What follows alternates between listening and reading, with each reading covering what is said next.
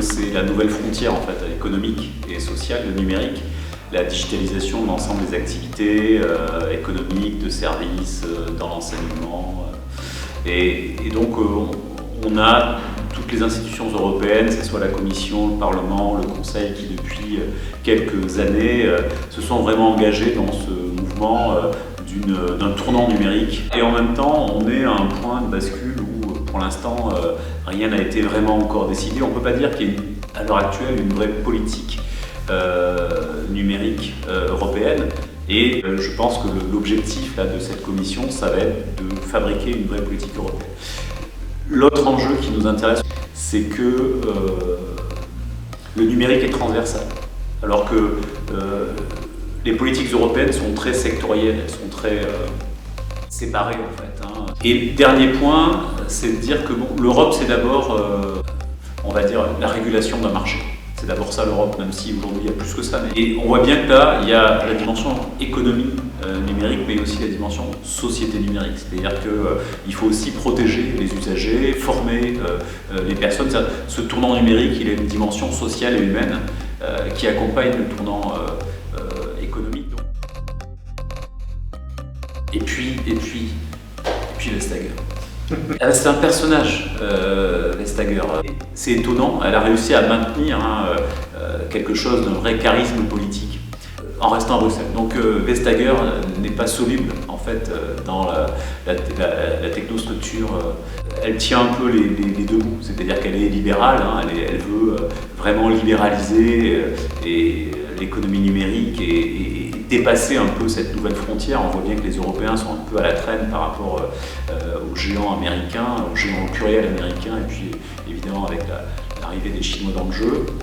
Et en même temps, elle a un souci de garantir, on l'a vu là, avec notamment son rapport avec les GAFA, quelque chose qui est des principes de justice, d'équité avec ce numérique. Donc elle tient les deux, à la fois, on va dire, open market, etc. Et puis souveraineté éthique numérique. Et elle est peut-être la seule, y compris dans cette commission, à tenir elle-même les deux bouts de cette chaîne.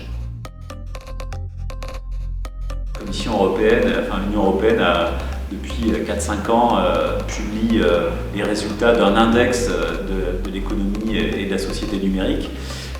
Donc il y a des champions, typiquement le Danemark, même l'Estonie, qui ont fait preuve d'un véritable dynamisme avec un volontarisme politique extrêmement affirmé, notamment dans la digitalisation des services publics, et donc qui amène finalement l'ensemble des usagers à basculer dans le numérique. Et puis un certain nombre d'États qui sont à la traîne.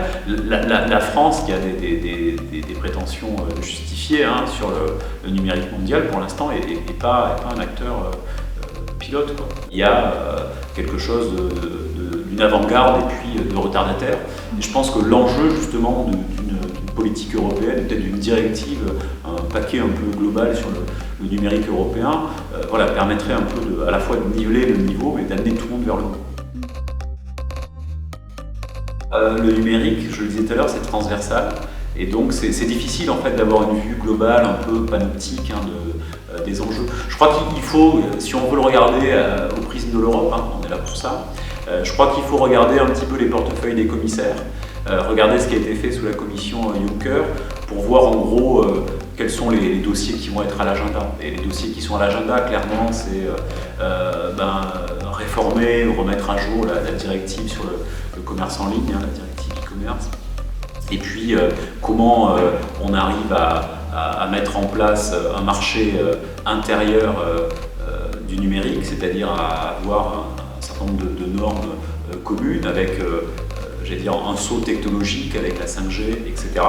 Mais sans perdre de vue la dimension protection des usagers et cybersécurité. C'est à la fois transversal, complexe, mais d'une absolue urgence.